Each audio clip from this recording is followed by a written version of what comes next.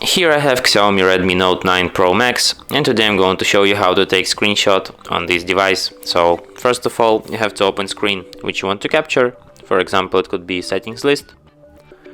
And then what you have to do is to press combination power key and volume down at the same time like this, and screenshot will be taken. Let me show you one more time. Power key and volume down. You can also take screenshot by going to the upper bar here, and you have the button screenshot here, which works the same way. You can find your screenshots in gallery, in the screenshot album here. And from here you can share, edit or delete it. And that's it.